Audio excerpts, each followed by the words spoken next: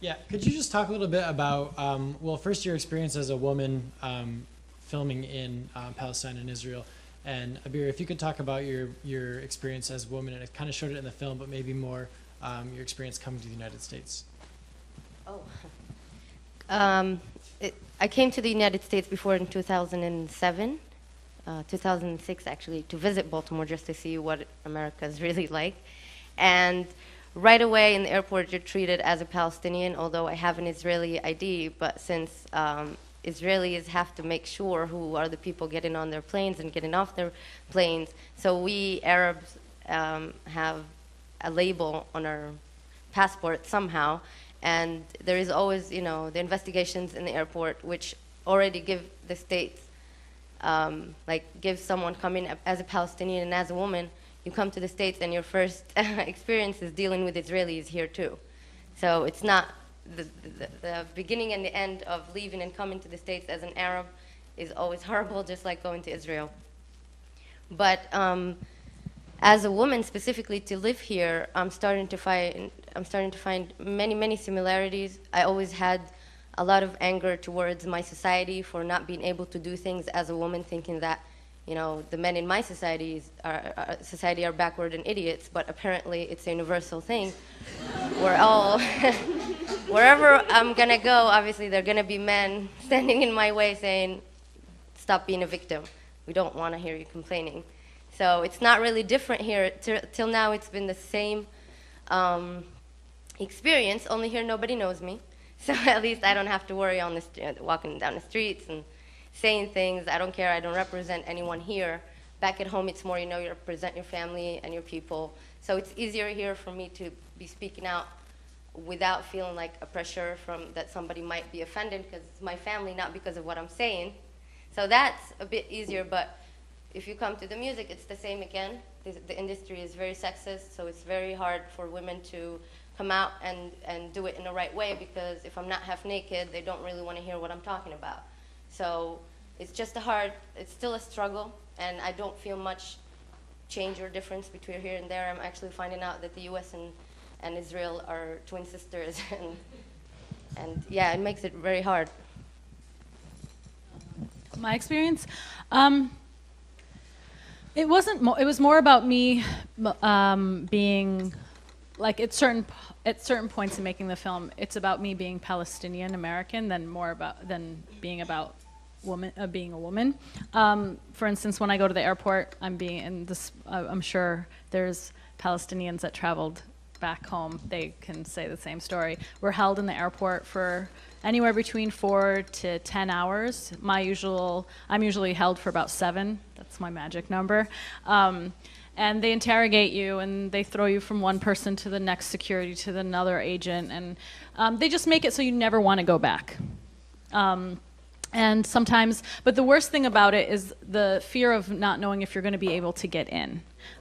Because so many Palestinian Americans or Palestinians that live in diaspora go back to visit, and at the airport they're held for 10 hours, and then they say you have to get on the next flight home. You can't come in because of security reasons. Or one summer it was, their reason was, oh, you already came back this year, you can only come once a year. It's just, they just pick any random thing they want to say. So that was like the first step, was every time I'd go back to make the film, I was like, God, I hope I get in. If I don't get in, I'm never going to be able to finish this film. And then once I'm in, because I have an American passport, I have that privilege. I can travel inside the West Bank. I can go around inside Israel without any problems, unless, like, as you saw in the film, when I was hanging out with Mahmoud, and he was speaking Arabic, and we got stopped by the cops, and then we all got held for like 3 hours and harassed, and they beat up Mahmoud a little bit.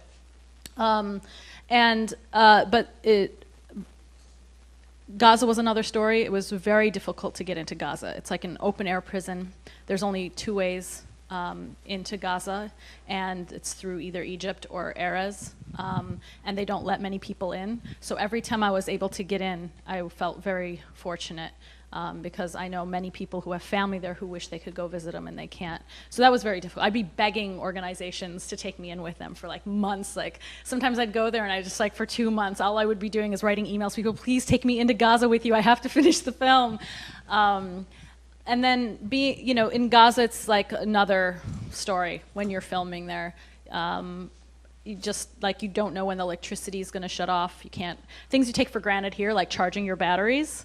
You know, when they shut off the electricity for, you know, a day or something, it's like I can't film because all my batteries are dead. And just traveling, I was there in 2004, 5, and 6, and there was a checkpoint between the north and south of Gaza at that time. So if you wanted to go, usually is a 15-minute drive to get to like Khan Yunis, because Muhammad Al-Farah lived in Khan Yunis and the other rappers lived in Gaza City.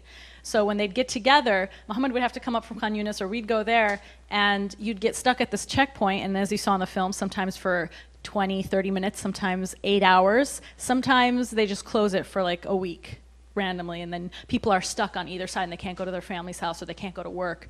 So, you know, just experiencing that. And then making the film, of course, it was difficult, like taking tapes out, because the Israelis ask you, what are you doing here? What, you know, you don't want to. So I had a lot of Jewish friends who helped too, taking my stuff and out.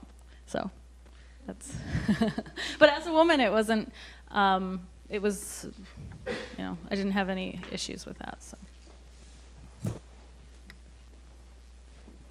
Hey, I had 2 questions. If I can find it. Well, first, like, did you ever have any pressure to like say a specific thing? Because I know as an artist, you want to talk about what you want to talk about, and you don't want anybody else, you know, speaking for you. But like being like the first to do what you did, like with a established genre, did you feel like, you know, there's a certain thing that you had to say or couldn't say, or did you just like let it all out? I don't really believe I established a genre. I was just the only one who did it publicly. So I did hear Arab women doing R&B, but not really politically and not really socially. But I never in my life felt that there is something I could say and there is something I couldn't. Not in my music, because everything else was like that. You know what I mean? That was the only space that I controlled myself, and it was straight from my mind to my papers. So I didn't really allow anyone to tell me what to write. And then, you know, as a poet, you start bringing metaphors out and you start putting some things in a slight, better, nicer way, but as important and as sharp. But I know how it goes to an artist to start something, and then, you know, you're a pioneer and everybody is looking up to you and you're like struggling.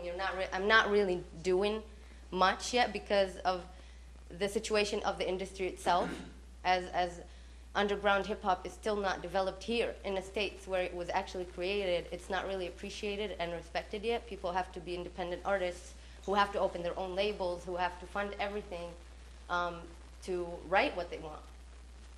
And as soon as you start compromising, I'm not going to write this and I'm not going to say that, then people are going to pay you to do things, and then the compromise just, you know, it just add up, and you stop saying what you want and you say what they want. So I made the decision way before I became public that I decide what I'm writing about, this is how it's going to come out, and I speak of subjects that are not really touched and rather ignored and avoided. So the responsibility is huge. If I can't be honest and true, I better not do this.